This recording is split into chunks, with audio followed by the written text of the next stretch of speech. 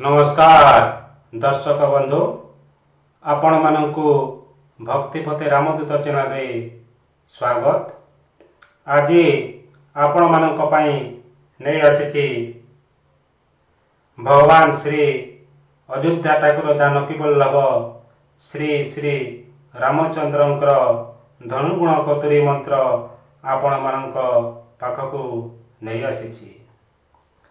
एही मंत्र रे समस्त प्रकार बाण को छेदी हेब, समस्त प्रकार मंत्र जंत्र को छेदी हेब, टंडाई मंत्र जंत्र को छेदी हेब, नसेन पेसेन हिंसा अहंकार आपणक उपरे के जदि हिंसा अहंकार करुथिबो ताहले एही मंत्र रे छेदी हेब। कोनसी दुष्ट व्यक्ति जदि आपणकर देवादेवी को बंधी रखिछंती ताहले एही मंत्र रे सेही बंधन मध्य छेदी हेबो। कोनसी दुष्ट व्यक्ति माने जने जने को मुख बंधन करि दैथांती, फलरे सेही रोगी कोनसी कथा कहि न पारथाय, सेही मुख बंधन मध्य एही मंत्र रे छेदी हे जिवो। जदि दुष्ट व्यक्ति जदि बंदी करी रखि थाए कोनसी देवादेवी को ताहले एही मंत्र रे सेही देवादेवी बंधन मध्य छेदी हेबो। ठुआ पागेन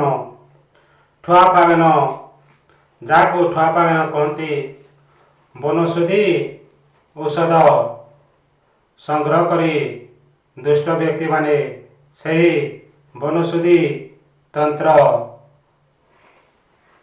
प्रयोग करी पांगन नशन करितिले सुद्धा एही मंत्र साहाय्य ताको काटी दे हेबो।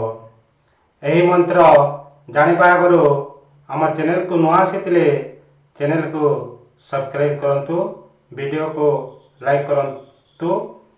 वीडियोटी भल लागिले कमेंट बॉक्स रे लिखि दियंतु जय श्री राम।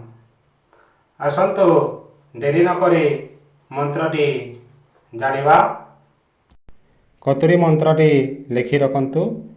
ओम कतुरी कतुरी श्री रामंकर धनुगुण कतुरी तु कतुरी छेद भेद कतुरी सकल बाण मंत्र छेद, देवता सिंगार को छेद, काल विकाल को छेद, 1300 बाण सिंगार पांगेन को छेद, नौसेन को छेद, सिंहार तार को छेद, लेउटिया पांगेन छेद, 900 बाण बी माया मन को छेद, वीर बेताल को छेद, 64 जुग्नि को छेद, तंडाई वीर को छेद, तंडाई वीर मंत्र को छेद, लिंग तृण को छेद, भेद काट कपट अहंकार को छेद, सकल प्राणी मंत्र छेद, सकल देवता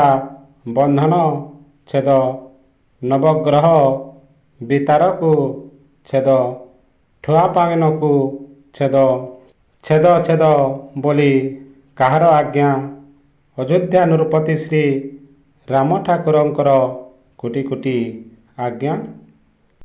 एही मंत्र को मुखस्थ करी प्रयोग करिब। एही मंत्र सिद्धि सावर मंत्र। एही मंत्र को सिद्धि करिवार आवश्यक नहीं।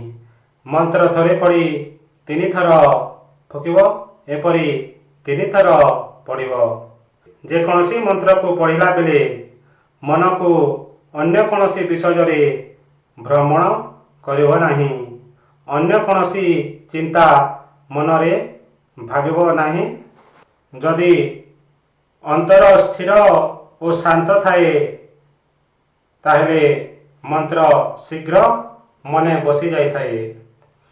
मंत्र मुखस्थ करने को हेले सही समय रे मुखस्थ करिब जो समय रे मन स्थिर थाए, निजर अंतर स्थिर थाए, सही समय हला सकाल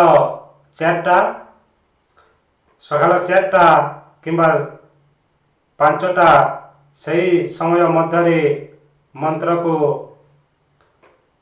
ଅଧୁଆ ମୁହଁରେ ଯଦି ମନ୍ତ୍ର ପଢ଼ିଲେ ତାହେଲେ ମନ୍ତ୍ର ନିଜ ମୁଖସ୍ଥ ହୋଇଥାଏ। ମନ୍ତ୍ରଟି ଶୀଘ୍ର ମନେ ରହିଥାଏ। ଆମର ଏ ଭିଡ଼ିଓ ଯଦି ଆପଣମାନଙ୍କୁ ଭଲ ଲାଗିଲେ କମେଣ୍ଟ ବକ୍ସରେ ଲେଖି ଦିଅନ୍ତୁ। ଜୟ ଶ୍ରୀରାମ। ନମସ୍କାର।